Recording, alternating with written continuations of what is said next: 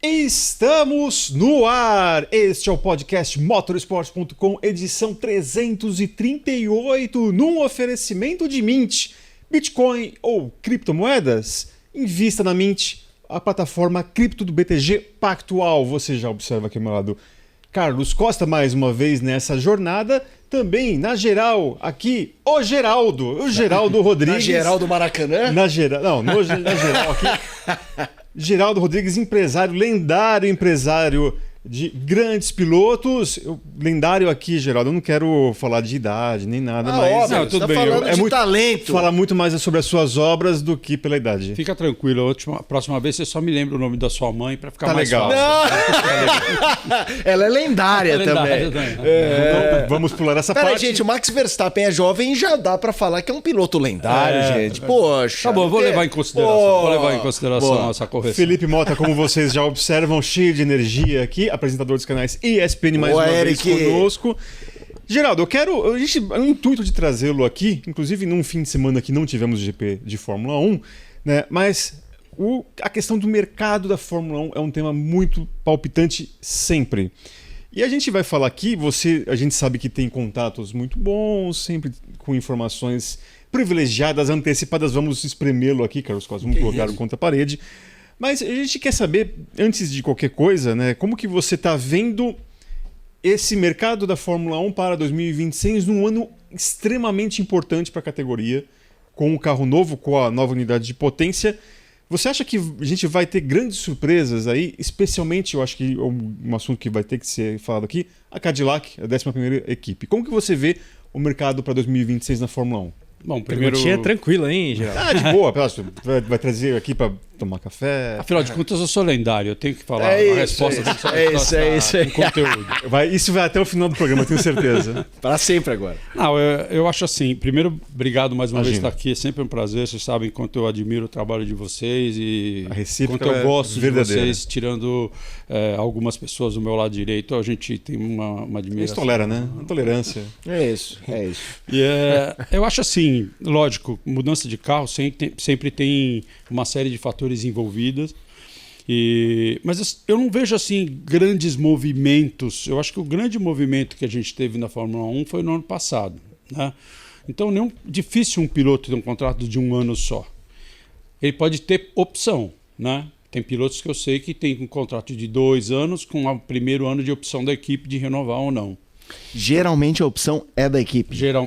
O que se fala 1+1, né? Se você está falando dos jovens que estão chegando, é sempre da equipe. Talvez o Max Verstappen, quando fizer isso, ele escolhe. Então, com certeza, um Hamilton, quando assina com a Ferrari, ele pode falar, olha, eu quero correr, vou assinar por 2 anos, mas a opção é minha do terceiro. Não sei se eu vou estar em condições, né? Ou quando trocar o meu companheiro de equipe, pode ser que eu queira ficar ou não. Um cara como um Hamilton ou um Max Verstappen tem o direito de fazer isso.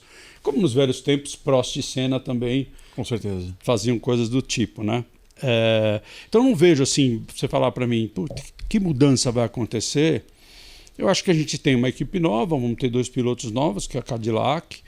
Eu acho que a Audi também é outra equipe, né? A gente tem que considerar meio assim, apesar que ela gerou-se da Sauber, mas com certeza vai ser uma equipe completamente diferente. Mas os pilotos acho que ficam.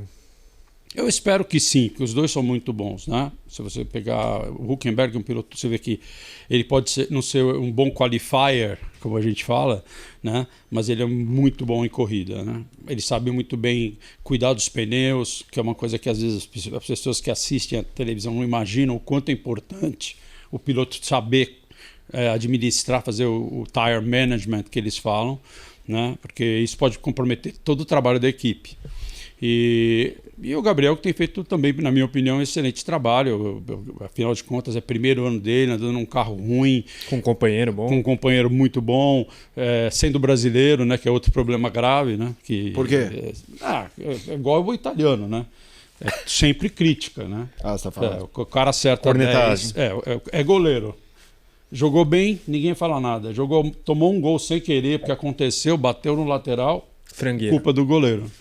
Eu acho que o Gabriel está muito nessa posição. Eu acho que todo mundo, no fundo, torce para que dê certo, mas as críticas, às vezes, com ele são muito cruéis, porque A Fórmula 1 de hoje não te dá a chance de ter uma temporada de treinos antes, de conhecer as pistas, de conhecer bem o carro, de passar os problemas, né? E eu admiro muito a forma com que ele trata a imprensa, com a forma que ele puxa para ele quando são erros dele, né? Eu acho que isso é uma qualidade dele. Então, eu espero que a Audi continue, mas a gente tem que lembrar que é uma equipe completamente nova. Eu lembro que uma das conversas que eu tive ainda com o Andrea Seidel, quando ele estava como CEO, ele falou, minha maior dificuldade é conseguir contratar 900 pessoas. 300 para o motor e 600 para a equipe. Em lugares diferentes. Não, e que tem experiência de Fórmula 1. Né? Que você pode ir numa faculdade, você pode pegar um engenheiro Harvard, MIT, mas o cara nunca trabalhou num carro de corrida. Né? Que tem particularidades muito específicas. Né? Você pega um engenheiro aeronáutico, né? Que hoje também é muito importante no carro de Fórmula 1. Ele trabalha com um avião, né? Com um helicóptero, mas é carro de Fórmula 1. E a dinâmica é diferente, porque no avião você não está concorrendo com ninguém. Exatamente. Tem várias coisas. Aquilo que a gente estava falando agora há pouco, antes de começar o podcast. O carro em situação de corrida é muito diferente do carro em situação de teste sozinho. Então, se for pôr um piloto para andar o dia inteiro sozinho numa pista, algumas coisas ou várias coisas você pode mensurar. Mas em situação de corrida, você tem que ter pelo menos 2 carros testando juntos para ter vácuo, para ter temperatura alta, para entender se um toca no outro, qual a fragilidade da suspensão. Né? Então é muito diferente o carro em condição de corrida do que o carro em condição de treino. E acontece a mesma coisa com o piloto. Eu acho que cada treino para um piloto significa como 10, 15 testes, né?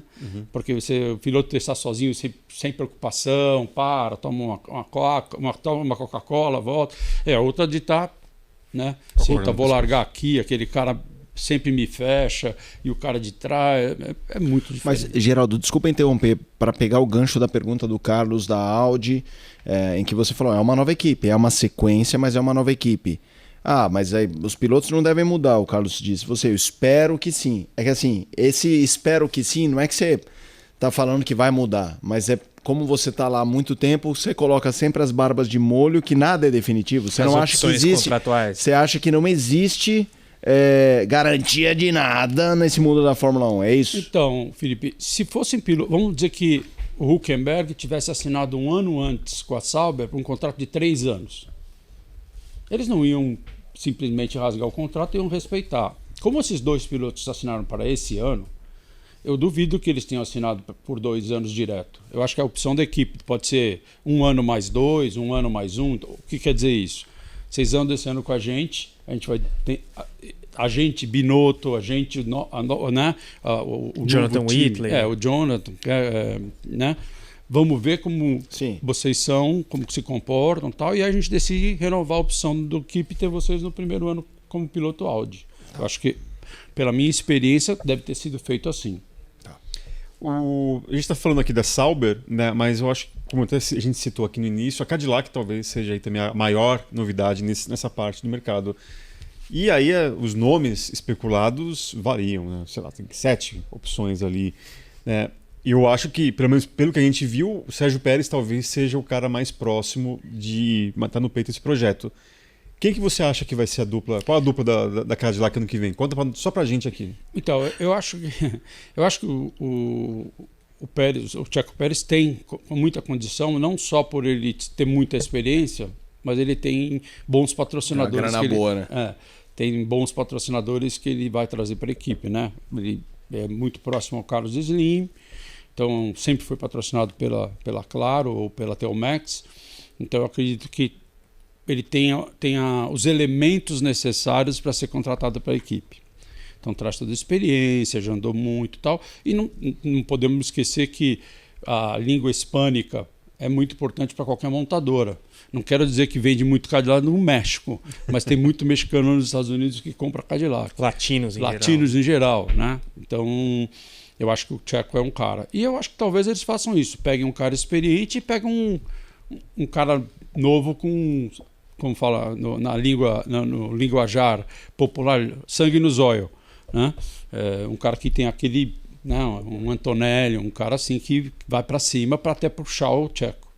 Então, acho que a dupla deve ser um cara novato e o Checo Pérez. E o Bottas, hein? Que fim leva nessa história? Então, sabe, o Bottas é engraçado. Eu achei muito estranho ele acabar indo de ser piloto de teste da Mercedes, sabe? Eu achei que ele give up, né? Ele desistiu muito cedo do... Porque depois que você vira piloto de teste de uma equipe, você tem chance de andar em outra. Mas a tua chance é menor porque você vai voltar como piloto de teste depois, né? Você vai substituir, vamos dizer que ele substituísse o Stroll numa corrida.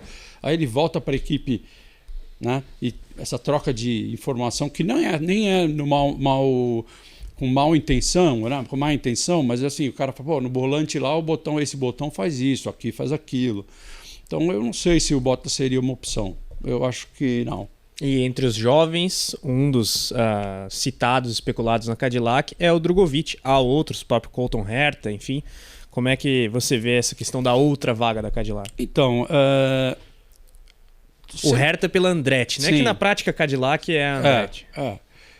Sinceramente, assim, eu acho que o que acontece, né? Se você assina com uma equipe, passa um ano essa equipe não te utiliza, você meio que toma um carimbo ou descarimba, vamos dizer assim, esse termo, o seu passaporte.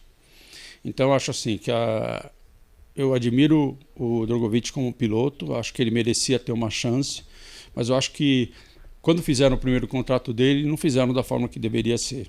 Na Aston Martin. Na Aston Martin. Eu acho que poderiam ter feito um contrato dizendo assim, eu fico 1 ano de piloto de teste, se não me utilizarem, eu estou livre para ir para qualquer outra equipe, sabe? Porque preso. assim... Ele ficou preso lá?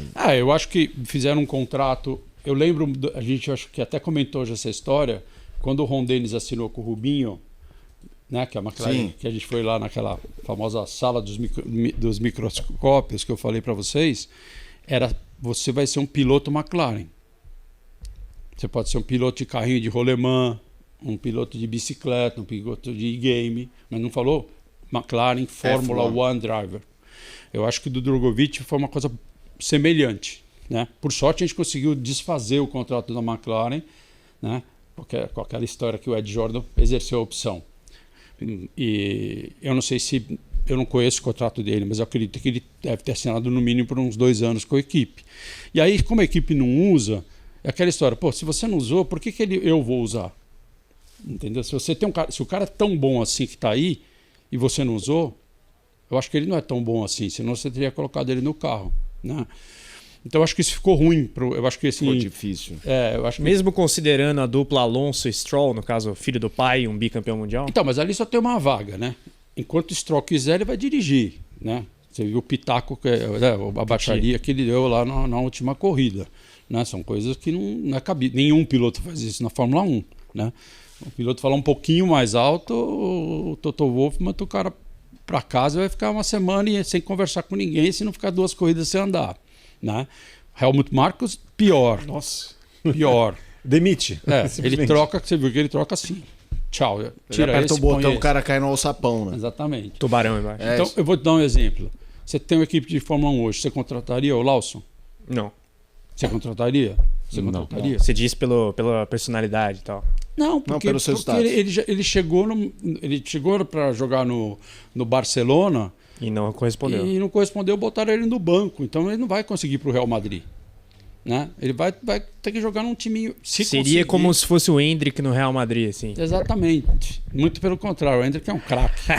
E aí já falou com o coração. Mas o exemplo do Lawson é o contrário, talvez, do Drogovic, porque ele teve as oportunidades e não correspondeu. O Drogovic sequer as teve. Então, concordo com o que você está falando, Carlinhos, mas assim, ele testou já pelo carro. Sim. Ele já fez treino oficial pelo carro. Esse ano, inclusive. Não, mas pelo que falaram, o repórter é que ele tinha feito um bom trabalho nesses treinos. De novo, não estou criticando. Eu acho que ele é muito bom piloto. Não me entenda. Don't get me wrong, né? Não me entenda mal. Não é isso que eu estou querendo dizer. Mas será que ele é o bom o suficiente para estar na Fórmula 1? Porque a Fórmula 1, se você pegar todos os pilotos ali e colocar no mesmo carro, com exceção de um outro, assim, de um Max Verstappen ou o Hamilton quando estava no auge, a diferença de tempo que vai acontecer, que vai ser máximo meio segundo, 4 décimos, todos eles têm um nível muito alto. Aí, lógico, soma o carro, o desenvolvimento do carro e tudo isso leva em consideração. E será que nesses dias que ele andou, ele fez tudo direito, não bateu, trouxe o carro para casa, informação perfeita, técnico, ótimo, mas será que ele virou o que a equipe imaginava que aquele carro naquele momento deveria virar? Né? Então, acho que o que eu quis dizer do Lawson foi o seguinte, ao contrário do Drogovic, ele teve a chance, concordo com você. Mas depois que ele teve a chance e não entregou, eu acho muito difícil alguém querer ele. Né? Então, o Drogovic, vamos falar do... esqueci agora o piloto da Haas, o menino novo... Berman, desculpa, eu sempre confundo o sobrenome dele. O Berman teve uma oportunidade, cara, foi lá... Na Arábia Saudita com a Ferrari, né? Já assinou naquele dia, assinou o contrato. Naquele dia. Eu lembro o Ricardo Zonta, quando ele foi testar pela Jordan, que ele era piloto ainda de Fórmula 3000, em Silverstone, estava testando a McLaren junto. E pneu velho, ele virou igual o Mika Hakkinen e mais rápido que o Coulthard, de pneu velho. No novo ele não sabia utilizar os limites como os outros. Nós saímos dali, o Ron Dennis telefonou. Entendeu? Então, assim, Fórmula 1 é isso, é tudo muito dinâmico. Você sentou no carro, faca no dente o tempo todo. Não dá para você sentar e falar, vou dar uma voltinha aqui para conhecer, ou não vou fazer. Você tem que mostrar tudo que você sabe. E continua sendo assim. Você acha que o Lando Norris, hoje, quando ele sai para andar, ele sai tranquilo, assim? É o tempo todo. Ele falou isso para mim, estou te dizendo. Ele falou, meu companheiro, o Piastri é muito bom. Eu tenho que, toda vez que eu saio com o carro, classificar. Não importa que sessão seja. Treino livre e tal. Entendeu? Eu tenho que estar perto dele ou melhor que ele, porque senão daqui a pouco os caras me trocam. Sim. Entendeu? Eu quero seguir, eu sei que o nome do Drogovic veio associado à história da Cadillac, mas como a gente citou o Stroll, eu queria que você opinasse um pouquinho nessa coisa do... ele teve a fratura no punho, não largou o osso, correu todo esbugalhado, isso lá atrás, aí teve esse episódio recente, ou seja, o cara é o famoso... mesmo quando não tô afim, não vou abrir brecha pra ninguém. Como é que você acha essa situação do Stroll? E eu não tô falando só sobre o Drogovic. Tô falando dessa coisa de um cara ter um pai que manda e ficar aquela coisa do menino que desce com o uniforme do Real Madrid no playground com a bolinha e que não toma um tapa na cabeça porque, pai, olha lá, tá bom, já vou. O famoso dono da bola, né? Dono da bola e tal. Que eu acho uma cena um pouco patética, mas... E até acho que o Stroll já teve resultados. Esse ano tá com um ponto e o Alonso não. Ele andou bem, dizer, né? o Alonso pontuou, nas categorias de base, na patética da Fórmula 1, ele andou bem. Tudo bem que ele sempre tinha o melhor equipamento e treinava muito mais que os outros, tal. Me comentaram, isso não fui eu que vivenciei, que o Stroll e o pai não têm uma boa relação. Então, o pai vive tentando comprar a boa relação do filho. E a gente já viu isso em outros casos, né? Já viu o pai que trabalhou muito, ou que na separação... Tem algum peso ali na... na separação com a esposa, na verdade, o pai ficou malzinho e a esposa foi a coitada, e os filhos se viram contra o pai, coisas desse tipo. Teve alguma história entre eles ali que o pai, mesmo dando tudo que ele dá, e ele, pelo que eu saiba, ele já deu avião pro filho, né? O filho tem o avião dele, coisas desse tipo. Eles não têm proximidade, sabe? É uma coisa meio vindo do filho, não do pai. O pai está sempre tentando aproximar dele.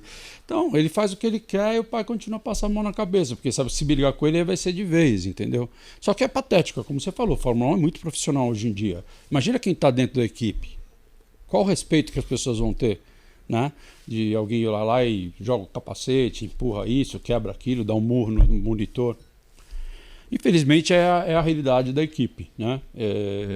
Eu já ouvi alguns comentários que o pai dele, que o Lawrence já pensou em vender a equipe, já tem algumas conversas para vender a equipe. Talvez ele esteja cansado dessa história. Acho que ele esperou chegar no topo de um jeito um pouquinho mais fácil do que seria? Eu acho que sim, porque ele sempre fez isso nas categorias de base. Mas categoria de base você pode treinar. Categoria de base você pode comprar 30 jogos de pneus, ir para uma pista e passar 30 jogos de pneu, né? Tem outros pilotos na categoria que são bons em algumas características que fizeram isso. O próprio Lando fez isso.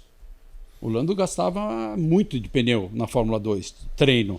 para acostumar com o pneu da Fórmula 1. Né? O rendimento do pneu, saber o auge do pico, né? Na curva de performance e tal. Então, eu acho que é mais ou menos isso. Eu acho que a história da Aston Martin é essa. Mas o Norris você conhece bem, família também muito rica, mas é muito diferente o tratamento que ele teve. Embora ele tenha tido todas as condições, Felipe Nasser já veio aqui contar como que era coach dele e tal, mas é uma diferença de abordagem muito clara e gritante do que foi o Stroll. Não tem comparação. Não estou nem falando do talento, mas estou falando do comportamento do pai em relação já começa pelo ser humano, né? Vai lá, conversa com o Lando, você, mesmo que você não conheça ele, vai lá, chega perto, pede um autógrafo ou conversa com ele e vai lá, conversa com o Stroll. Você não vai conversar com o Stroll, porque ele não conversa com qualquer pessoa. Então, assim, já parte da casa, né? A relação que ele tem com os pais, né? O Lando é super próximo do pai, da mãe, você vê que eles estão nas corridas, ele faz questão de beijar, abraçar eles logo que acaba a corrida. Então, completamente diferente. Isso é berço, é casa. É uma situação, como você falou, completamente diferente, entendeu? Você vê ele virando 2026 como piloto de Fórmula 1 ainda? Querendo? O Stroll, no caso. Então, eu acho que assim, ele não tem o que fazer da vida, né? Ele não tem o que fazer. Um cara que tem tanto dinheiro, por que tantos caras ricos acabam com depressão ou acabam, né, se envolvendo com outras coisas, drogas e tal? Porque fica sem graça a vida, né? É um cara que fala, vou pra Sardenha hoje. Liga lá, pega o avião, vai pra Sardenha. Vou ficar no melhor hotel, na suíte presidencial, vou levar 3 amigos. Tal. O que depois tem alegria na vida? O que mais que ele tem? Ele tem o carro que ele quer, né? Então, para ele, é melhor continuar sendo piloto de Fórmula 1 para ter alguma coisa que fazer.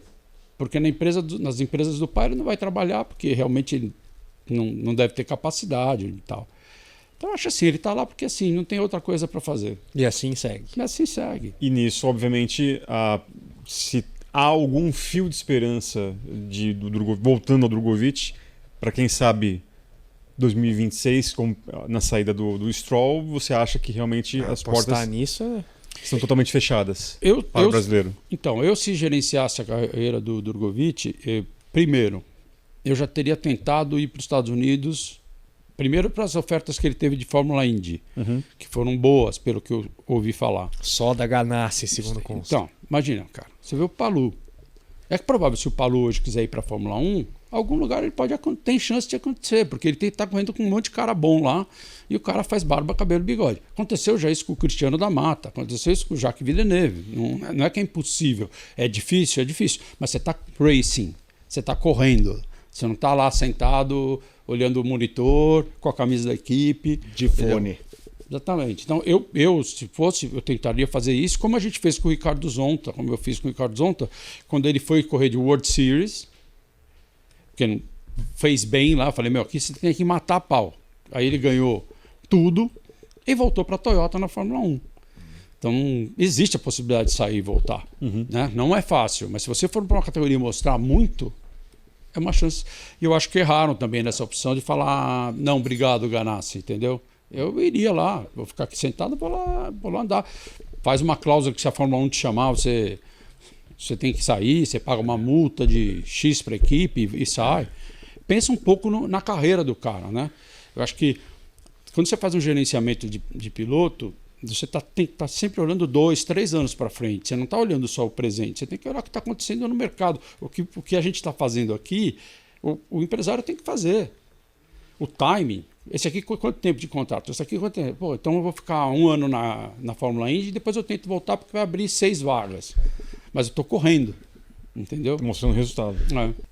Sobre isso, Geraldo, eu apurei no fim do ano passado que essa opção dos Estados Unidos para o Drogovic era muito boa mesmo, era uma opção muito boa, mas que daí tinha, assim, é uma apuração, nessas histórias tem sempre várias versões, eu não ouvi isso do Felipe Drogovic, mas de gente envolvida na negociação que tinha um quê do Drogovic de, tô na cara do gol, Fórmula 1, Fórmula 1, Fórmula 1. Aquela coisa que talvez se aparecesse um bonde. Estados Unidos como apareceu, ou de repente uma opção muito boa em Le Mans, não é que no caso, sim, ainda, vamos ver mais um pouquinho. E não sei se família, não sei se ele, mas que teria isso. Então, eu vou te fazer uma pergunta. Que piloto que foi campeão da Fórmula 2, né?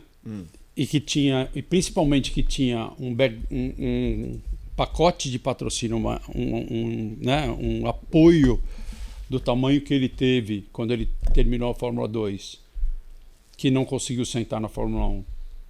Sim. Não, sim. Então, assim, por isso que eu tô dizendo, alguma coisa errada teve. Alguma. Entendeu? Alguma coisa, assim, se sou eu, vou assinar com uma equipe e vou trazer um monte de dinheiro, eu falo assim, tá bom, beleza, esse ano eu sou piloto de teste, preciso ter tantos testes ou tantos free practice nas primeiras de Fórmula 1, e o ano que vem vocês exercem a opção para eu ser piloto. Senão eu estou direito a sair e não continuo o patrocínio. Sim. Claro, o de graça quando veio aqui ainda citou essa coisa da Aston Martin, né? Você está indo para uma equipe que tem nitidamente uma cockpit vaga. E uma vaga que é a do Alonso, mas enfim. Mas você falou dos últimos campeões da Fórmula 2, o único que não correu de Fórmula 1 foi o Theo Pourchaire, que não tinha todo o aparato do Drogovic, nem de perto. Eu acho que não dá nem para comparar. Sim. E a gente vai seguindo aqui falando, Carlos Costa, porque olha, tem gente que eu conheço que é viciada hoje em cashback. É no cartão de débito, é no cartão de crédito, é no cartão da loja, vai na loja de roupa, quer um cashback, vai na Posto loja... de gasolina. Posto de gasolina, bem lembrado, é outro lugar que muita gente gosta de cashback. E na Mint também tem cashback.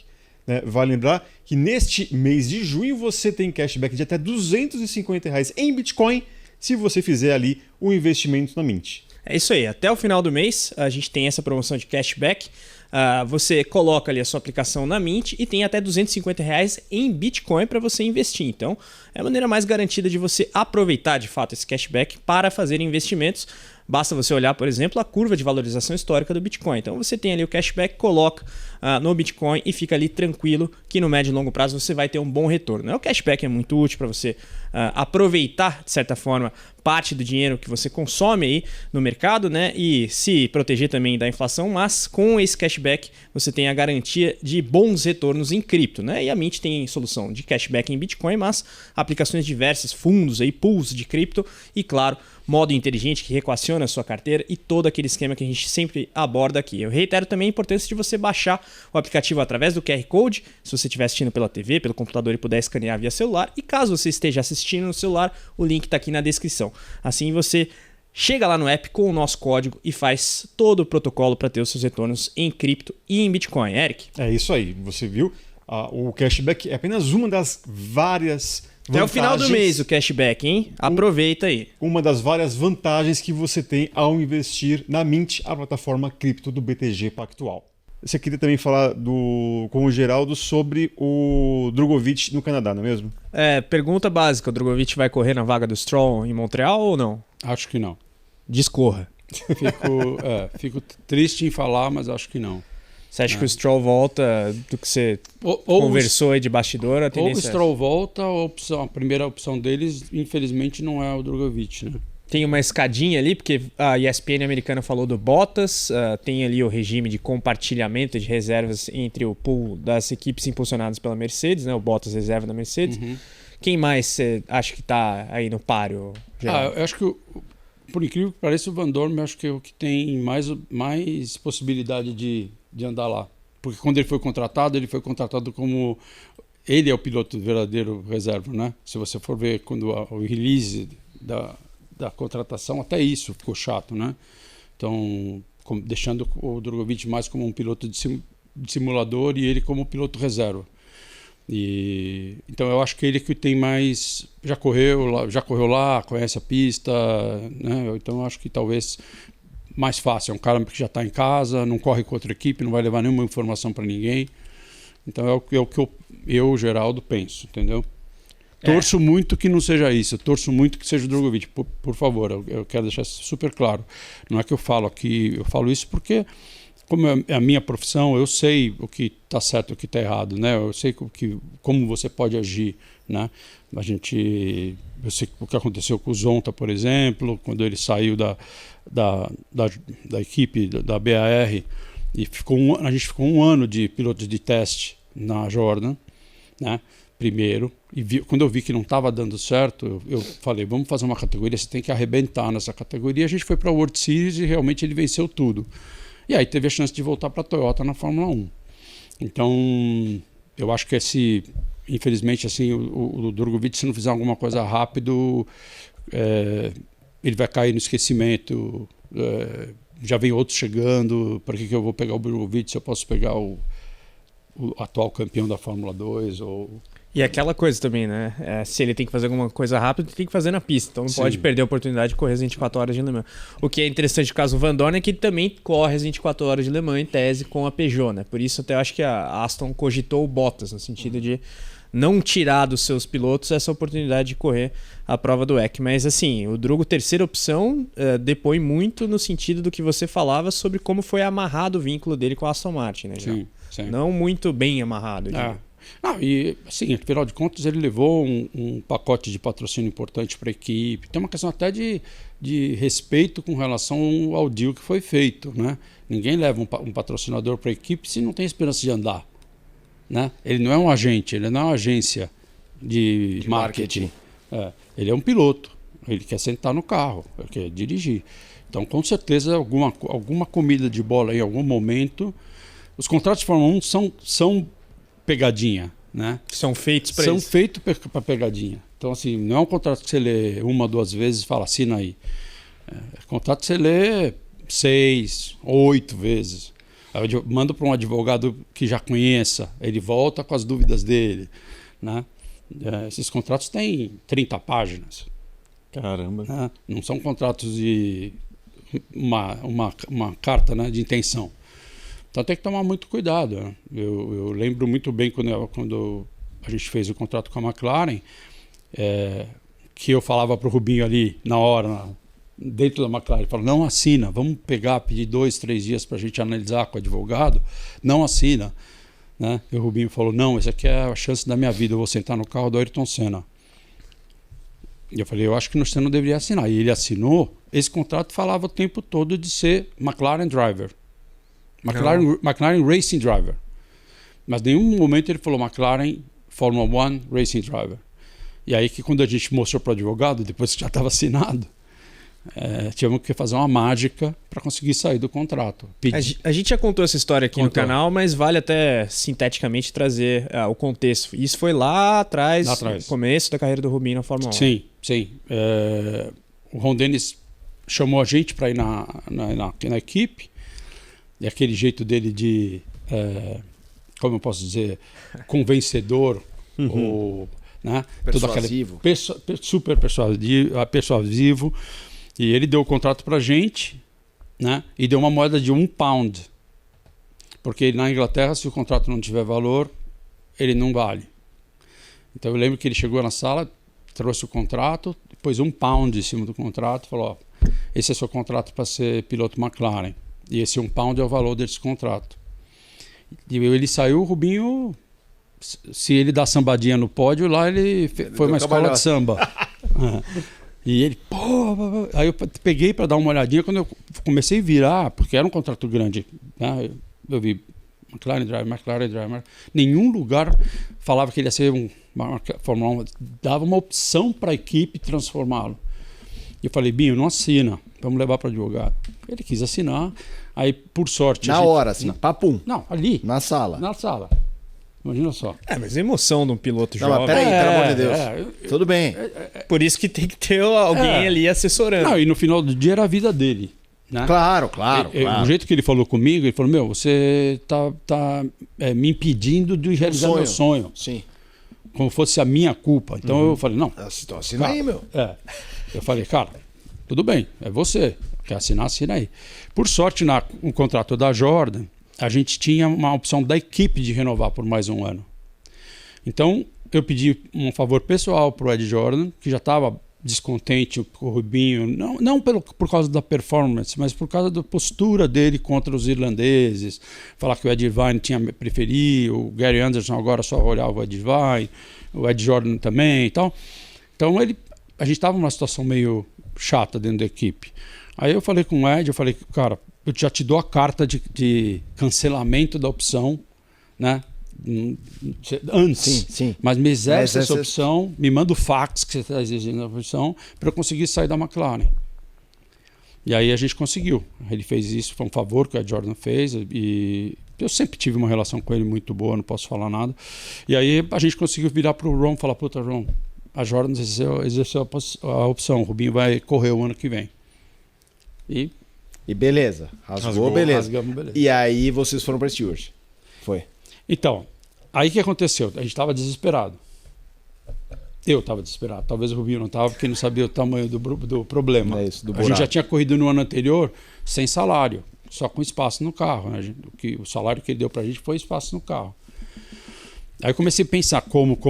Aí caiu a ficha, comecei a lembrar que a última corrida de Fórmula 3, quando o Rubinho foi campeão em cima do Coulthard, o Coulthard era da Stewart, foi uma corrida muito legal. A corrida, né, que o Rubinho largou atrás, o Coulthard largou mal, tudo mais. Aí eu liguei pro Gil, pedi o telefone do Paul Stewart, né? Que o Gil correu a vida toda lá. Aí liguei pro Paul, falei: oi, Paul, tudo bem? Queria conversar com você, deixa eu te explicar. Eu acho que o Rubinho, inclusive esse fim de semana na Stock Car, a gente teve essa conversa, eu com o Rubinho, foi muito engraçado. Ele me puxou para conversar um pouquinho e ficamos uma meia hora conversando, e algumas coisas eu pontuei para ele que ele talvez nem lembrava direito. Eu falei: pô, esse cara precisa de um mentor. Toda vez que ele teve um mentor, quando ele tinha o Gary Anderson, que ele respeitava, era fora da curva. Todas as categorias que ele passou, que ele teve um mentor, né, ele foi bem. E puta, seu pai é o cara ideal, né? Seu pai é um mega do mentor, né? Ele já tem essa característica. E outra coisa, a Ford é muito importante no Brasil. A Ford é uma empresa gigante no Brasil. Então acho que tem aí, eu gostaria de vocês levassem em consideração. O Rubinho tem muita experiência, blá, blá, blá, blá. E vendi o meu peixe. Aí o Paul falou: tá bom, deixa eu falar com meu pai. Aí passou uns 2 dias. Pra quem não entendeu quem é o pai, né? Jack Stewart, né? Aí passaram uns 2 dias, puta, eu com dor de barriga, que ele não ligava. É tipo quando você liga pra menina que você quer sair, ela não fala pra você que vai sair. Você fica 2 dias ali olhando no telefone. Daí ele me ligou, falou: quinta-feira vocês podem jantar em Londres, meu pai, assim. Claro, pô, tamo aí. Aí fomos jantar com o Jack, foi excelente. O Jack é um gentleman, um cara que, assim, se eu já admirava ele, eu admiro hoje muito, muito mais. E eu coloquei tudo isso para ele. O Rubinho estava no jantar? Não, eu com o Jack e com o Paul. Ele falou vocês, mas eu achei que estrategicamente era melhor eu ir sozinho, porque na frente do Rubinho eles não iam criticar. Vamos dizer que se eles achassem que o Rubinho largava mal, eles podiam falar: ó, Geraldo, a gente gosta, mas ele larga mal. E aí eu tinha que defender porque eu achava que... Aí você ia mostrar Donington. Exatamente. Pegar data, né? Pegar umas coisas assim. E aí o Jack falou: você consegue uma carta da Ford do Brasil confirmando que o Rubinho pode ser um embaixador da marca, que ele tem uma postura... Puta, por sorte, quem que era o vice-presidente da Ford? O senhor Luc de Ferran, o pai do Gil. Puta, eu saí lá, falei com o Gil sempre outro gentleman, né? Ele, acho que até muito disso ele aprendeu com o Jack, o formato que ele postura, né? Aí ele falou com o pai dele, a gente conseguiu essa carta, uma carta da Ford do Brasil, dizendo que seria para eles muito bom ter um piloto brasileiro, principalmente o Rubens Barrichello. E dali já entrou para falar, mandei para ele, entrou para falar comigo um cara que chamava Robbie Armstrong, que era um cara que era da IMG, que eles puxaram para a equipe. O cara nunca tinha feito um contrato de Fórmula 1. Então, o primeiro contrato que ele mandou do Rubinho, é até engraçado eu falar. Algumas coisas eu corrigi a favor da equipe, que não prejudicava a gente, sim. Mas que eram coisas que ele, por falta de experiência, ele era um advogado, um cara assim. Alguns detalhes que tem, por todos os outros contratos que eu já tinha visto, e isso o Paul até hoje brinca comigo. Ele me enquanto falava: hey, lawyer, hey, my lawyer, ele fala, entendeu? Porque eu falei: olha, isso aqui, eu acho que vocês deviam fazer isso para proteger vocês, isso aqui é melhor fazer assim. E aí a gente fez um contrato que na época foi muito bom, foi um contrato de 3 anos direto. 97, 98 e 99. E eu vou te falar, foi muito boa a grana para onde a gente estava e para um piloto que ainda não tinha andado numa equipe top. Não é que o Rubinho tinha andado na Ferrari e estava indo andar na Stewart. Né? Sim, era um movimento de um piloto em ascensão. Exatamente. Assim, tá. Então, graças a Deus, foi depois desse contrato que eu decidi seguir minha vida e trabalhar sozinho, montar agência, tudo. Nada contra, como eu sempre falo, o Rubinho me deu uma chance que eu tenho que agradecer todos os dias, mas eu achava que eu tinha potencial para cuidar de mais pilotos, para poder crescer o trabalho. E o Rubinho nunca aceitou muito isso, ele era muito ciumento, como é até hoje com as coisas dele, né? O capacete dele ninguém mexe, aquelas coisas que ele tem de ciúme. Inclusive, nessa resposta desse final de semana, eu gostei muito da postura dele. Eu acho que ele amadureceu como homem incrível, assim, as coisas que ele colocou. Que resposta? Que resposta nesse fim de O semana? Rubinho. Não, mas que resposta? Não, a gente... Qual é a resposta que ele deu? Não resposta. A conversa que a gente teve tá. demonstrou, Não, beleza. Isso é entre vocês. demonstrou que o achei amadurecimento que ele teve, o posicionamento, né, que ele tem hoje com as coisas, com as pessoas, com a corrida, com a família, é um cara de 50 anos, né? O último bate-papo que a gente teve com ele foi espetacular. Também. Né? Não, assim, te juro, eu sempre gostei dele, não foi quando eu saí que eu deixei de gostar, eu sempre continuei torcendo, mas eu saí desse fim de semana mais ou menos quando eu saí do jantar do Jack Stewart lá. Sabe, ele ganhou pontos com a posição que hoje ele tem como um ser humano, como homem, né? Então foi isso, a gente conseguiu fazer esse contrato e aí eu resolvi tocar minha vida sozinho. Perfeito. Seguindo aqui agora, mas antes disso eu vou lembrá-los mais uma vez que Mint, MYNT, é a plataforma cripto do Banco BTG Pactual. Tem cashback, já falamos aqui. Então, ó, pega aí o QR Code e também o link na descrição. Vale a dica. Eu prometi, agora eu vou cobrá-lo. Lando Norris, você que eu sei que, inclusive, eu acho que é o responsável por ele, entre aspas, ser palmeirense no Brasil. Tá colocando aí as aspas, mas falando sério agora, Geraldo, muita gente fala, e a gente aqui fala toda semana sobre essa briga pelo título de 2025, e muito se fala da questão mental de Lando Norris. Você que é um cara muito próximo a ele, conhece ele bem, conversa com ele, conversa com as pessoas ao redor dele, é adepto dessa ideia que realmente o que falta ao Norris para se tornar um campeão mundial, talvez não seja nem a questão do talento que ele tem, mas é a questão mental? Bom, Eric, primeiro eu tenho que ser justo e dizer que quem realmente é muito amigo dele, muito próximo dele, é o meu filho, Daniel. Sim. Pelo Daniel eu acabei me aproximando e eu admiro. Ele é o piloto que eu torço na Fórmula 1 pelo ser humano, por tudo. Eu gosto muito dele, né? Ele até brinca, ele me chama de boss, né? Quando ele me encontra, ele me deu um capacete autografado que tá The Boss. Na brincadeira, né? Porque acho que por causa do Dani ele fala assim. O Lando tem uma dificuldade aí. O Lando é um cara. Eu li uma vez o Jenson Button ficou fazendo esse comentário e eu achei que é o que realmente acontece. O Jenson falou que ele pensa muito. E o problema é que ele não pensa no que ele vai fazer. E ele pensa muito no que ele errou, ou no que ele poderia ter feito. Fica remoendo, né? Fica remoendo. E isso compromete muito ele. Então, assim, se ele começa o fim de semana por cima, tal, a chance dele continuar por cima é grande.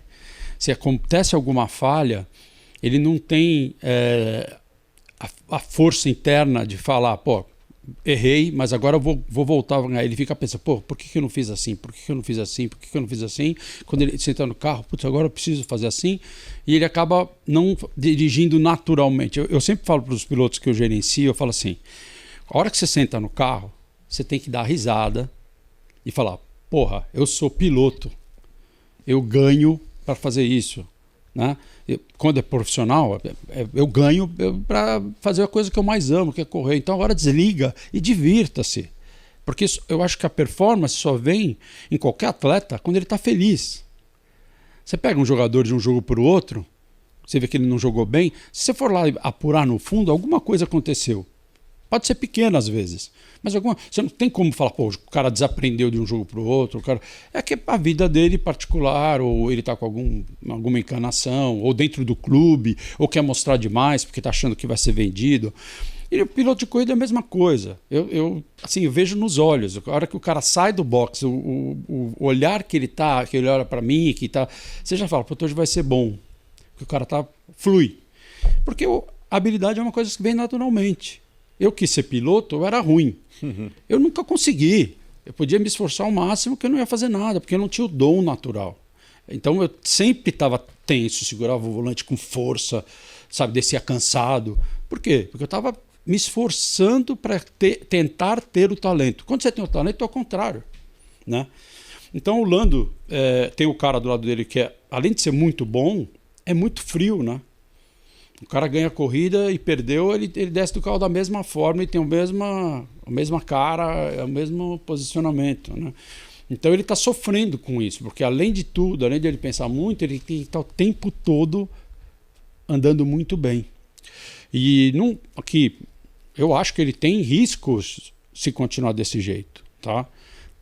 por mais que a gente não queira, por mais que eu não queira, mas assim, o nível que a McLaren hoje tem de performance, de carro, ela tem que ter um piloto balanceado, né? Se começar a ficar muito distante, o contrato dele termina em 2026, sabe? Então ele precisa fazer alguma coisa. Eu, inclusive, o Daniel está indo para a corrida do Canadá, eu falei, Dani, conversa com o Mark, que é o manager dele, vê se tem alguma coisa que a gente possa indicar. Eu já trabalhei com tanto psicólogo esportivo, tanto cara que eu vi fazer resultado. Tony Canaan, por exemplo, foi um trabalho que foi feito com a Human Performance lá dos Estados Unidos. Ele mudou radicalmente depois desse trabalho. Alguns aceitam melhor, como qualquer um de nós, né? Exato. Tem gente que faz terapia, tem gente que não faz. Exatamente. Né? Então, por exemplo, terapia para mim não funciona. Né? Eu acho que é repetitivo, assim, mas eu faço porque eu acho que um dia vai funcionar. Tem gente que não vive sem, né? Tem gente que eu conheço pessoas que não tomam uma atitude no dia seguinte se não falar com o terapeuta no dia anterior. Então eu acho que o Lando é esse problema. Tomara que ele consiga, né, passar por cima ou corrigir, né, e ter um coração um pouquinho mais blindado do que o coração dele, que é um coração muito bom, sabe? Um coração muito aberto, assim. Essa é a minha opinião. Um pouco de maldade ali, de talvez ali um egoísmo, pouquinho mais de... Um pouquinho menos de ingenuidade, sabe? De falar, não, aqui o cara não vai colocar, entendeu? O Piastri nunca vai esconder nada de mim, sabe? Ele tem que achar o tempo todo que está escondendo e ir lá fuçar e ver e querer entender que asa que o mecânico apertou, qual a calibragem do pneu. Ele tem que fazer isso, cara. Mesmo você dizendo que torce para ele e tal, mas você imagina que esse ano aqui o título está encaminhado para quem? De novo a mesma coisa. Se ele conseguir fazer uma reviravolta, que não é fácil, né? É outra coisa que eu também sempre falo. Quando eu viro pro piloto e falo, curte aí, senta, seja feliz, esse que eu já expliquei. Não é fácil fazer, né? Eu acabo o speech, né, o que eu falei, falando, eu sei que não é fácil. Não estou falando para você que é fácil, mas você tem que trabalhar nessa direção. Se você estiver feliz dentro do carro, a performance vem. Então, o Lando, para dar essa virada, precisa ser alguma coisa, precisa ser um cara muito bom que vá lá no pontinho, sabe? Aquele psicólogo que sabe achar o pontinho e virar a chave, porque é difícil. Então, eu acho que realmente o Piastri tem mais chance, o que vai ser muito ruim para o Lando, na minha opinião.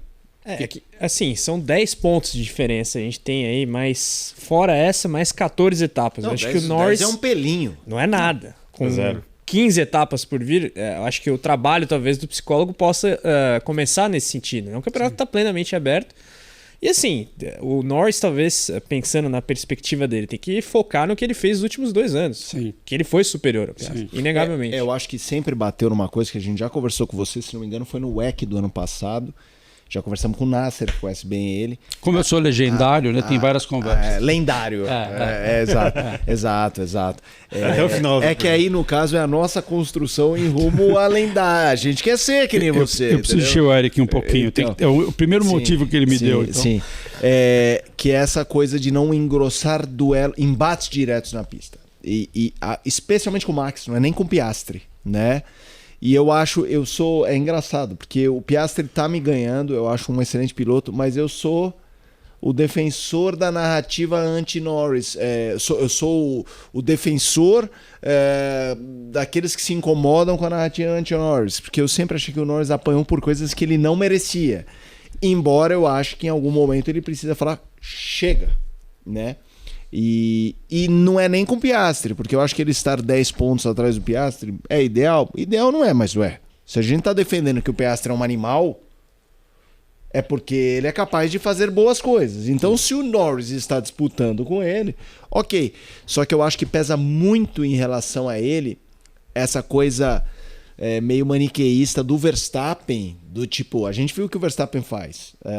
E a gente o Verstappen paz e amor, quando ganhava tudo, ou com um carro ruim, conquistando muitos haters. E aí ele vai, abre e dá no meio do Russell. A gente vê esse Verstappen e fala, cara, é um urso. E aí a gente vê o Norris uma figura muito simpática e fala, cara, É o Zé Colmeia, entendeu? Para usar um urso. Para usar um urso. Então eu acho que ele apanha muito por isso. Não é nem na disputa com o Piastri. É nessa coisa do Verstappen assassino. E vocês espero que entendam o que eu tô falando. Eu tô falando Verstappen... Porque o que me incomoda, hoje em dia a gente tem que ter um monte de cuidado, é que a gente pega todas essas características que o Senna tinha, e aí o Senna é legal. É o destemido, you no longer go for a gap, you are no longer racing. Verstappen é canalha. Não, pera aí, a gente precisa. O Schumacher é Dick Virgares. E eu sei que eles não são absolutamente iguais. Só tô falando que o ponto de partida de ser destemido é a mesma coisa.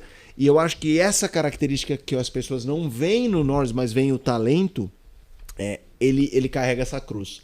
E ele só vai vencer essa cruz o dia que, de fato, se o Verstappen for pra cima dele, ele mandar ele pra casa do cacete. Só que hoje, se ele bater com o Verstappen e o Piastri ganhar, ele fica 35 pontos atrás e não 10. Então é difícil, cara. Eu acho que é uma equação difícil que ele tem na cabeça dele. Eu concordo com o que você falou do Max, mas eu acho assim, é até um pouco mais que, sabe? Eu sinto que o Max não sabe perder. Não, sim. E o Lando e o Piastri, os dois são muito parecidos. Quando eles não vão bem, eles falam, eu errei, podia ter ido melhor, ou parabéns, o Oscar que foi bem e fez isso. O próprio Oscar é assim também. O Oscar também fala, o Lando teve uma performance melhor que a minha na classificação. Então, isso é o ser humano que sabe o que não sabe perder, né? Ele não é o dono da bola como o Stroll, e não chama o papai como o Stroll, mas ele chega na equipe, briga e fala, porra, né? Ele dá de frente, já deu várias vezes de frente com o Christian Horner, né? Já jogou... Mas e aí, o que é melhor? Não saber perder ou não, digamos, estabelecer limites dentro de pista? Então, Carlinhos, eu acho que assim, eu sou a favor do fair play. Tudo bem, o cara veio para te dar, você dá no cara. Não tem problema. Mas uma coisa é dar numa disputa, sabe, uma situação que, pô, ou eu ou ele e tal. A outra é dar de maldade, sabe? Como foi com o Russell. Como foi com o Russell. Mas acho que esse episódio é unânime que ele passou do... Sim. Não faz sentido, cara. E o Russell é outro gentleman. Né? O cara parece o 007. Sim, mas ao mesmo tempo que ele é um gentleman, ele já cruzou algumas linhas contra o Verstappen que eu não vi o Norris cruzar. Não, de pista e de entrevista. Assim, me dá essa percepção. Não, beleza. É mais malicioso. É o famoso assim, eu sou um gentleman, mas eu não sou otário. Sim. Então eu acho que... Tem uma sordidez britânica. Eu acho que assim, é a única coisa que eu sinto falta, mas eu sinto, e isso não me faz carregar as tintas em cima do Norris, mas eu acho que a opinião pública traz isso. Só deixa claro pra galera também que você não tá chamando o Norris de otário.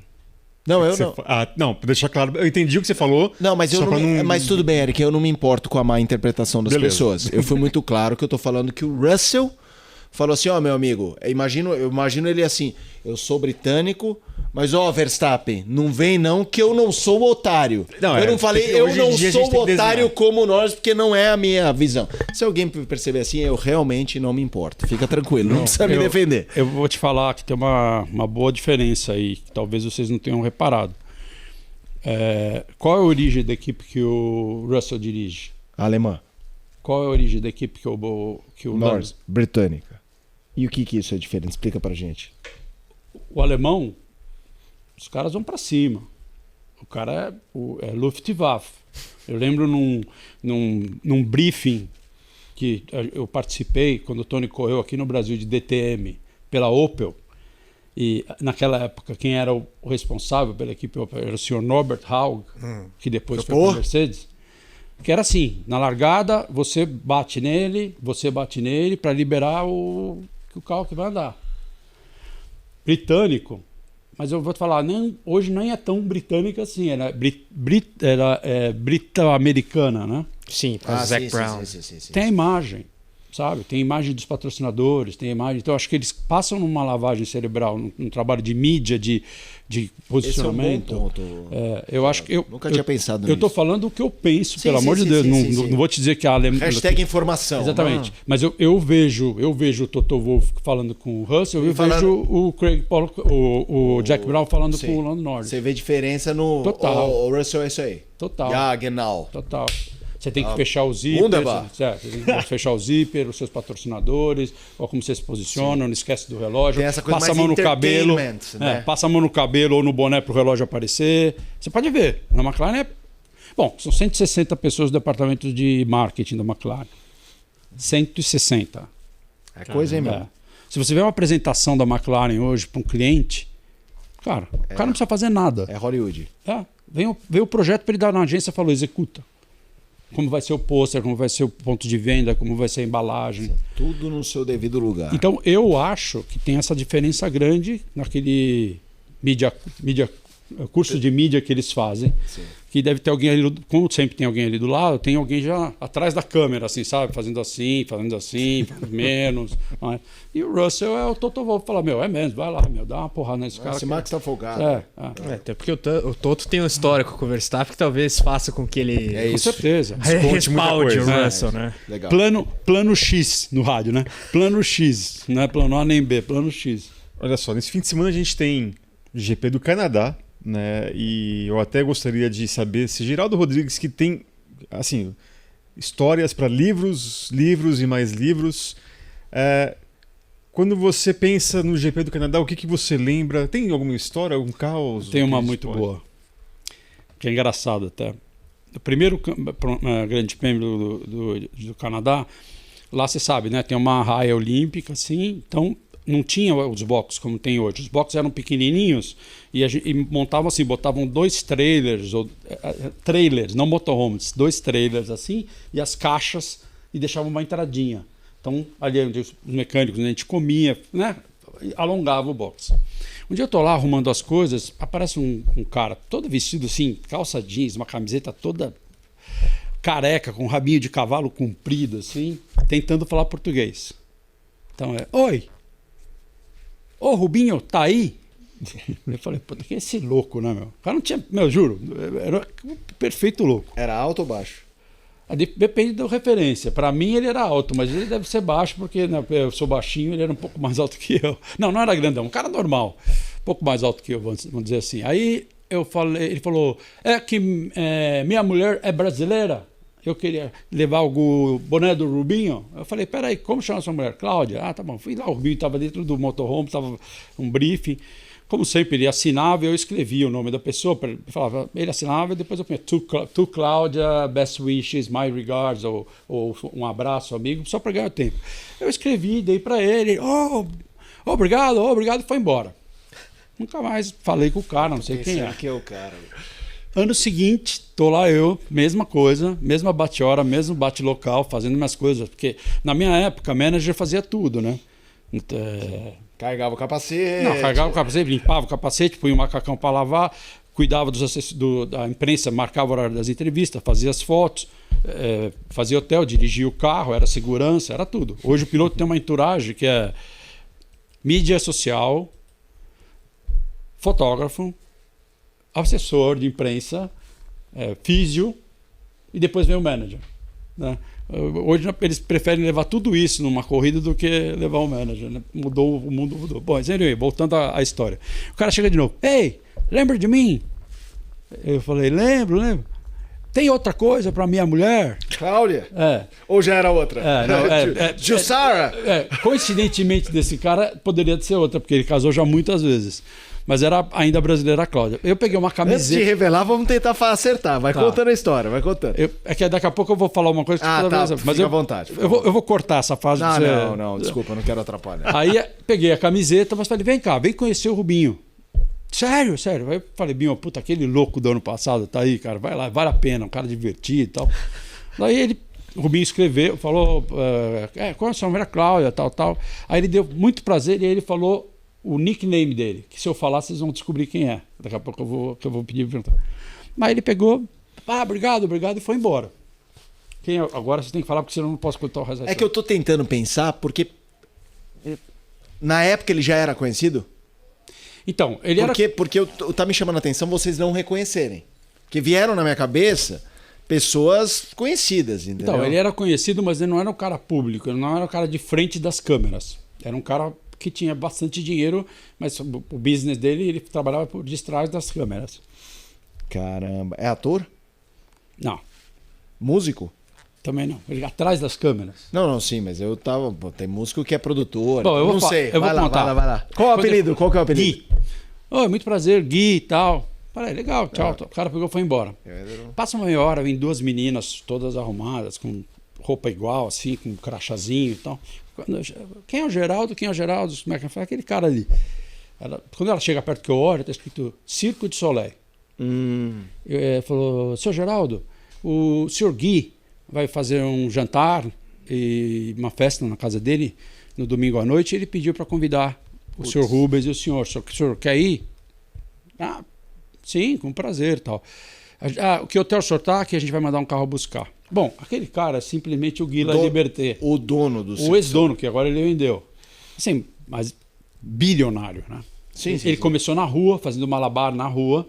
Caramba. E se transformou o dono do porque para quem não sabe, ao lado da ilha de Notre Dame, quando você cruza ali para o circuito, tem a base do Cirque du Soleil original. Eu fui conhecer. Então, que é original. Então, porque Las Vegas, veio para São Paulo. Não, mas em algum lugar começou. Existe o Vaticano do Cirque du Soleil. É lá. E provavelmente é Então, ele é um cara incrível, que a gente acabou ficando bem amigo, que ele vinha pro Brasil, ele vem com o avião dele, tudo assim, mas a gente saía para jantar. Quando eu ia para Las Vegas, eu não precisava nem mais falar com ele, falava com a secretária dele. Né? Então, eu mandava primeiro um fax, depois comecei a mandar e-mail. Tô aqui em Vegas, tem algum show legal? Eu fui em vários. First row. Não só no Cirque du Soleil, em outros. Sim. Na primeira fila. Eu fui no Elton John, sentei na primeira fila. Caramba. Porque eles têm aquela história de trocar, né? Assim. Então, é uma história de Canadá que fica na minha cabeça. Quer dizer, aquele cara era o Gui La Liberté. O Rubinho depois ficou sabendo? Não, a gente foi na casa dele. O Rubinho foi junto? Fomos juntos, uma puta jantar. Todos estavam. Todos os pilotos ele convida. É um jantar famoso no domingo à noite. Inclusive, ele mora numa casa que na beirada de um lago e ela tem o primeiro lance, depois você desce, tem um gramado, o segundo lance e o terceiro lance. E é uma festa que todo mundo fala. Primeiro lance é social. Eu já ouvi falar muito dessa história, só não sabia que era dele. Então, primeiro lance é social, familiar. O segundo lance é mais ou menos. E aí na beira do lago salve-se quem puder. Né? É o Alligator Alley, exatamente, né? É muito desceu aqui, alguém morde. Mas é legal, você está no meio da festa, começa a aparecer os caras do Cirque du Soleil fazendo alguma coisa. A casa dele tem uma piscina que vai fora e dentro da casa, né? Sabe como todo lugar que é muito frio, você tem um vidro e a piscina, né? Climatizada. De repente aparece, sabe, duas mulheres assim, meio rastejando, entram na piscina, aí começa a fazer aquele negócio da perna, tal, no meio da festa. Você fala, sim, o nado sincronizado.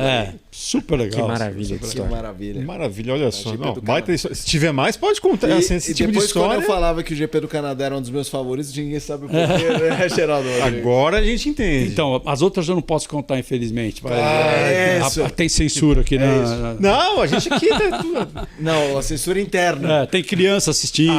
Tá tudo bem. Vamos manter aqui o decoro como... E por falar, senhor Carlos, em GP do Canadá, a gente está gravando esse programa nessa terça-feira, 10 de junho. Pela manhã, ficamos sabendo que não teremos, senhor Felipe Mota, também, a tripla GP de Mônaco, 500 milhas de Indianápolis e 600 milhas de Charlotte no ano que vem, porque o GP do Canadá vai tomar o lugar do GP de Mônaco. Então, aquele dia... Mônaco continua no calendário, só mudou de data. Mudou de data. Deixa eu ver. Né? E aí o que me preocupa, né, que é justamente... saiu o calendário da Fórmula 1, só para me deixar o contexto. O calendário da Fórmula 1 saiu. Teremos novamente algumas rodadas triplas, né, duas, né, mais no segundo semestre. E teremos também o Canadá mais próximo do GP de Miami, mas o que me deixa preocupado é o GP do Canadá, que vai ser no horário americano, do continente americano, né, no mesmo dia das 500 milhas de Indianápolis. Eu acho que não é uma atitude das mais sábias por conta até da audiência televisiva que vai acabar se dividindo em um dado momento entre a Fórmula 1 e o GP e as 500 milhas de Indianápolis. Ou você acha que não? Eu acho que o raciocínio da Liberty é que são públicos diferentes, mas eu concordo que em algum momento vai dividir essa audiência, até porque a Liberty está tentando fortalecer o mercado, o market share americano. Então, de fato, do ponto de vista difuso, não é bom, porque até agora a gente tinha aquela programação tradicional, né? GP de Mônaco de manhã, 500 milhas à tarde e as 600 milhas de Charlotte da NASCAR mais tarde e noite. Então, isso vai mudar. Embora eu ainda pondere a diferença de público. Mas o lado bom é você isolar Mônaco das 500 milhas. Eu acho que isso é o mais importante. Eu acho que tem muitos patrocinadores, muitos chefes de equipe, muitas pessoas importantes que trabalham na Fórmula 1 hoje, que vão numa única corrida nos Estados Unidos, que é 500 milhas. Zac Brown, para citar um exemplo. Zac Brown é um dos exemplos. Até o próprio pessoal da própria organização, né, do evento, que tem muitos patrocinadores, porque 500 milhas é uma corrida, é um outro campeonato, né? Sim. É diferente. Você vai na corrida de 500 milhas, está sempre lotado, o público estoura, não é uma corrida de Fórmula 1 tão normal. Importante quanto o campeonato. Né? Exatamente.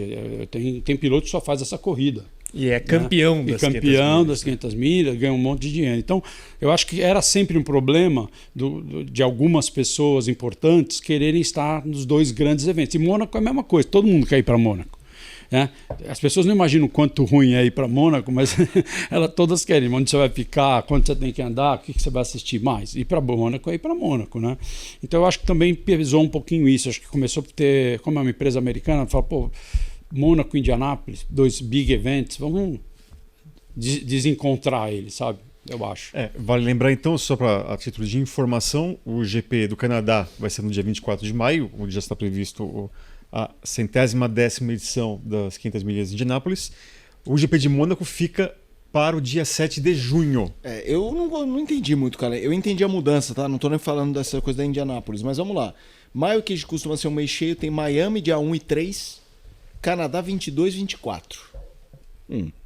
Aí Mônaco vai. Eu não sei se Canadá bate com Indianápolis. Não gosto de horário. Porque vai pegar um horário do outro. Não me importa muito públicos diferentes. A gente, por exemplo, que é público parecido, eu lamento. Sim, total. Porque eu vou ver o GP do Canadá. Assim, adoro 500 milhas, parabéns, legal pra caramba. Mas eu vou ver o GP do Canadá. E o GP do Canadá costuma ser muito legal. Assim, adoro como corrida. E ocasionalmente bem longo. Mas ao mesmo tempo, eu acho que o Mônaco mudar de horário... De data, no caso. De data. Cara, eu vou falar uma besteira aqui. Viagem total. Mas a gente tá debatendo se Mônaco tem lugar ou não no calendário. É uma movimentação, é uma pequena mudança na tradição de Mônaco. Importante, assim. Porque no fim de semana mais parrudo do ano, quem é que tá saindo? Quem é que tá se mexendo? É Mônaco. Eu me lembro de ir, todas as vezes que a gente fazia Mônaco, a gente ia naqueles Stars and Bars ali em Mônaco para assistir as 500 milhas. Eu me lembro muito bem da vitória do Tony. A gente se emocionou lá pra caramba. Não só os brasileiros, o Bucks também com a gente e tal. Que hoje narra a Fórmula 1. Não sei, não vejo mal, assim, não vejo mal, mas... É um passo da mudança na tradição. Você acha que é um sinal de algo pior? Não acho que seja, mas eu acho que é uma mudança que, eu que jamais acharia... Vou até te pergunto, a corrida ficou chata, esse ano inventaram umas coisas que a gente viu um piloto segurando o outro. Você consegue imaginar, talvez não num curto prazo, mas Mônaco sair? Haver um entendimento de que os carros não cabem mais lá e não dá para fazer mais corrida lá? Eu acho que talvez caibam algumas mudanças no traçado, porque assim... Para o Principado, é um evento muito importante. Leva muita receita para Mônaco, né? Tem o apoio total da família real. Então, eu acho que é mais fácil eles adaptarem algumas curvas. Né? Tira esses 25 prédios aqui. Não tem problema. Tira daqui, dá para lá e continuar do que tirar. Porque Mônaco é Mônaco, né? Mônaco tem um charme, tem tudo. Sim. Né? Você fala para uma pessoa que grande prêmio você quer ir, se não é a primeira, a segunda, Mônaco. Sim. Então, e mesmo que você não vai em corrida, tem gente que vai para Mônaco só para fazer o túnel. Né? Sim, para andar na pista e tudo mais. Então, acho que eles podem, eventualmente, fazer algumas modificações na pista para continuar tendo o grande prêmio. Tá. Algum arranjo ali mantém, né? Muda aqui, muda ali, afasta mais e... Né? A gente vai continuar falando sobre esse calendário, mas antes aqui eu estou para lembrar você que investimento em Bitcoin ou criptomoedas é na Mint. O banco BTG Pactual está por trás e você aqui segue sempre a dica do motorsport.com, do podcast motorsport.com. Um outro detalhe, vale lembrar também que no GP de São Paulo está previsto entre os dias 6 e 8 de novembro, está dentro do mesmo contexto aí, né, sendo a terceira corrida de uma tripla, né, novamente com o Circuito das Américas, México e Interlagos. E também, como 2026 É um ano também de Copa do Mundo. Vale lembrar que o GP da Bélgica, de Spa, cairá no mesmo dia da final da Copa do Mundo. Então, qual o GP? Bélgica. GP da Bélgica. Uau! Eu peguei 2 finais de Copa e cobrindo a Copa, né? Eu fazia a Copa e Fórmula 1 dobrava. Puta, que loucura, cara. Porque o GP a Copa da Alemanha foi fácil, né? A Copa da África do Sul, não. Você cobria a Copa da África do Sul. E não tinha o GP da África do Sul em Kyalami Não, nem essa. Não. Eu fiz Copa da África do Sul, foi assim, eu saí pra fazer o GP da Turquia, 2010. Aí Turquia, África do Sul. África do Sul, Canadá, África do Sul, Valência, África do Sul, porque o seu Tuta não abria mão de eu fazer a Fórmula 1. Você quer fazer a Copa? Quero, seu Tuta. Mas você vai ter que fazer a Fórmula 1. A Copa da Alemanha, obviamente, foi mais fácil, porque daí foi Silverstone, nem me lembro. Se eu pensar, eu vou lembrar, mas não vem ao caso aqui. Mas as 2 finais, 2006, a cabeça... Não, 2006 eu acho que não bate. 2006 eu acho que eu tava no Brasil. Eu fico na Copa até as oitavas, aí eu vou pra dobradinha... Talvez por ser na Europa, propositalmente não bateu. Não sei, porque o Bernie Eccleston adorava falar que Fórmula 1 é a Copa do Mundo a cada 15 dias e ele gostava até do enfrentamento. Quando eu falava, você não acha burrice emparelhar? Ele, por quê? Tipo, dane-se. Eu saio das oitavas de 2006, é a dobradinha Estados Unidos e Canadá, e aí eu volto pro Brasil, então a final não bate. Mas 2010, a final da Espanha e Holanda, eu tava em Silverstone, 2010. E aí eu me lembro muito bem de assistir a final no motorhome da Ferrari com Fernando Alonso. A última final campeão de Copa não bateu, eu acho. A do Qatar. Mas aí eu não vou... sim, porque o Qatar foi em dezembro. No final do ano, exatamente. Você assistiu com o Alonso a final da Copa? Foi. Torcendo pra Holanda, você espera. Eu torci pra Holanda. Porque foi um ano difícil em relação aos espanhóis, foi o ano da ordem de equipe do Massa, a imprensa espanhola. Eu não quero que alguém ache que eu fiquei chateado. Eu lamento o que aconteceu pelo Massa, mas a imprensa espanhola, ela pegava os feitos do Fernando Alonso como se fossem deles jornalistas. Então você encontrava, se o Alonso ganhasse do Massa, vinha um jornalista do Marca te tirar um sarro, como se o jornalista do Marca fosse o piloto. E eu tive algumas brigas meio sérias de falar, meu amigo, o dia que você for melhor que eu, você vem me tirar o sarro. Não vem me tirar o... Tem uma expressão terrível em português, que eu vou falar que é tipo... Deixa eu fazer a versão fofinha, a versão Teletubbies. Ejacular com um membro do outro, alheio. Então, eu meio que tentava falar assim, meu amigo... O dia você ganha de mim, mas não vem aqui, vou dar o pau dos outros. Então eu torci muito para a Holanda por essa questão, embora achasse justo a Espanha ganhar. Do ponto de vista futebolístico, achasse justo ganhar. E na final a Holanda não jogou. Assim, então, durante o jogo eu até falei, cara, eu vou continuar torcendo para a Holanda só porque eu tô aqui nesse contexto espanhol, mas putz, não tá merecendo. E só também, até falando da Espanha, Madrid estreia ano que vem. Entre os dias 11 e 13 de setembro, já viu? Imola caiu fora. Tem alguma história de Copa com Fórmula 1? Foi engraçado. A gente tinha jogo do Brasil contra a Holanda, em 98. Ô, louco. Semifinal. Loucura. E aí, era no final, era noitinha já. E o motorhome naquela época era um ônibus com Vocês estavam onde? Em Silverstone. Pô, também é. E aí eu pedi pro Ed, pro Ed Jordan, podemos ficar aqui, a gente usa as TVs e tal, mas eu fecho tudo e amanhã eu chego cedo e trago a chave. É sério? Era assim. E ele falou, claro, fica aí. Então a gente assistiu. O Verstappen, pai, era companheiro do Rubinho naquela época. Holandês, aí veio toda a imprensa holandesa e a gente se divertiu em cima deles. Pô, pra quem não se lembra, pra quem não se lembra, 1-1 nos pênaltis o Brasil passa, foi um jogaço. Foi Ronaldo Fenômeno e Kluivert. Tá louco. Grande Patrick Kluivert, era bom. Galvão Bueno quase, eu acho que infartou. Todo mundo louco. A gente tinha com um bando de holandês do lado, então nossa, tá maluco, enlouquecido de raiva. Eu ia enlouquecer. Não, esse jogo é animal. Ronaldo Fenômeno nesse jogo é um absurdo. Se você pega os melhores momentos, os lances que não saíram gol, putz, impressionante. Enfim. Saudades. Bons saudades. Mas hoje tem Brasil e Paraguai, minha gente. Ainda bem que Sem Ronaldo Fenômeno. Que aqui é um canal de automobilismo, de esporte a motor, eu digo, porque também a gente aborda outras formas de esporte a motor e me refiro, inclusive, à moto. E vocês dois aqui, eu sei que tem um programa mais do que especial, como sempre, no nosso podcast, não é mesmo? Toda segunda-feira aqui na Motorsport TV Brasil no YouTube, nos agregadores de áudio, busque lá Podcast, que você acompanha o melhor bate-papo semanalmente sobre MotoGP e motovelocidade, enfim, velocidade em duas rodas, motociclismo. Nosso bate-papo em parceria com a Yamaha Racing, contando sempre com Fausto Macieira, comentarista do Mundial de Motovelocidade nos canais ESPN, dessa vez abordando o GP de Aragon, vitória de Marc Marques. E na Moto2, a Fórmula 2 da MotoGP, a gente teve Diogo Moreira brilhando. Acabou perdendo a vitória por 3 milésimos, mais uma corrida espetacular do piloto brasileiro. Ele que agora embala no campeonato, tá ali perto dos dois líderes e briga pelo título, além de tentar uma vaguinha na MotoGP ano que vem. Vamos acompanhar um trecho do podcast dessa semana.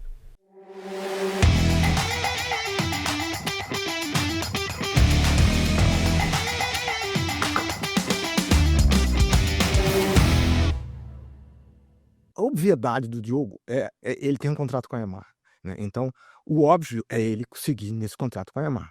Tem outra possibilidade, mas tá meio cedo para pensar nisso, que é completamente aí fora da curva mesmo, mas o caminho natural do Diogo é manter a associação e aumentar essa associação com a Yamaha. Com a chegada do Toprak, essa janela para ele eu acho que está fechada, né? Deve ser anunciado provavelmente na Itália, não sei. Mas aí, se a Tech 3, que ficou 20 anos como equipe satélite Yamaha, né, e andava bem, né, o Zarco andava bem, o Jonas Fogger andava bem, o Espargaró andava bem, eles andavam muito bem. E se for realmente a KTM não tiver fôlego, e eu acho que não tem, de manter uma equipe satélite, eu acho que eles vão voltar para de onde saíram, né? Vão voltar para a Yamaha. E aí, concordo totalmente com o Guilherme, aí abre 2 vagas.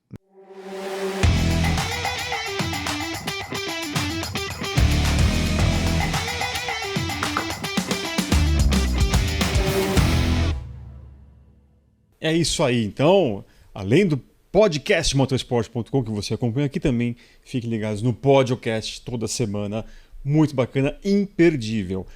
Geraldo, olha, é com muita dor no coração que eu digo que já estamos encerrando o nosso Mas que programa. bom que ele voltou, né? Desculpa te interromper, Eric, a agenda é difícil, não dá mais para falar com esse cara. Não, mas antes fosse. Foi muito legal mesmo, é um programa informativo com grandes histórias também, então é sempre um prazer e pode crer que a gente vai sempre... apesar do Felipe Mota falar que você é um cara difícil, mas com certeza, com um jeitinho, a gente vai trazê-lo novamente aqui. Não, Eric, obrigado. É sempre bom estar aqui. Realmente, a minha vida mudou um pouco desde que eu voltei para o Brasil. Eu estava mais tranquilo. Graças a Deus, a gente está com vários projetos. Estava na corrida esse final de semana lá em Velopark. Quero acompanhar todas as etapas de Stock Car esse ano. Eu acho que é importante estar ali update. Mais as viagens para a Indy. A gente ajuda o Caio Collet na Indy Next.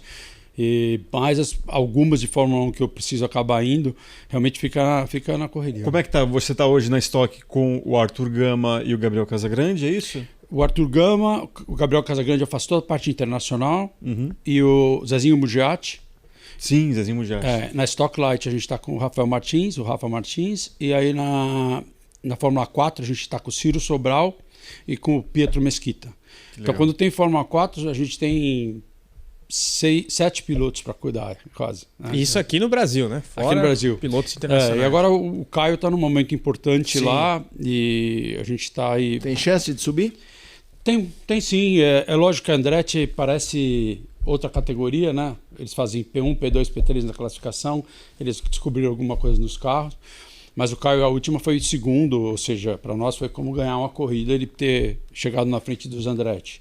Mas a gente está tentando fazer um bom trabalho, as pessoas chamar a atenção das equipes para o Caio, que eu acho que é essa a função que a gente tem que ter, para que eles vejam a performance e tal, a característica. Então, realmente, minha vida está bem corrida, mas sempre que der e vocês me convidarem, é lógico, é um prazer estar aqui. Eu me divirto, gosto, venho com o maior prazer. Não, é um prazer. Aqui é recíproco e já deixo aqui, né, o lendário por conta disso, que ele consegue há muito tempo trabalhar com grandes pilotos e formatar a carreira de grandes pilotos. Não, tô brincando agora, foi gratuita essa. Não, mas eu posso falar, eu tenho zero problema com isso, né?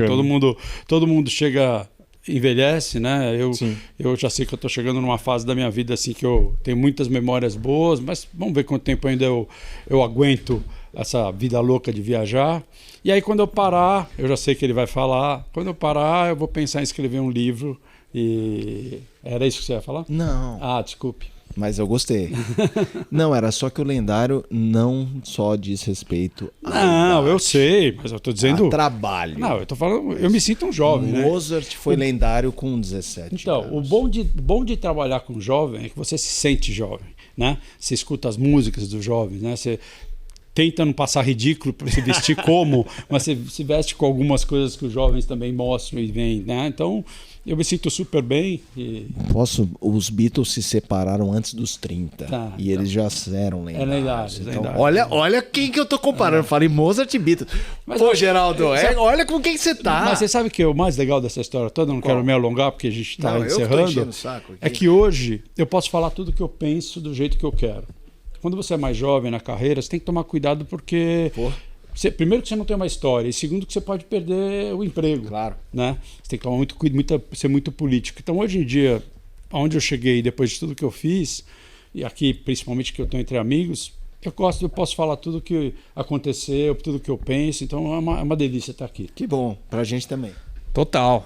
Esse bate-papo, especialmente as histórias do Canadá, olha... O Gui. Não, o Gui.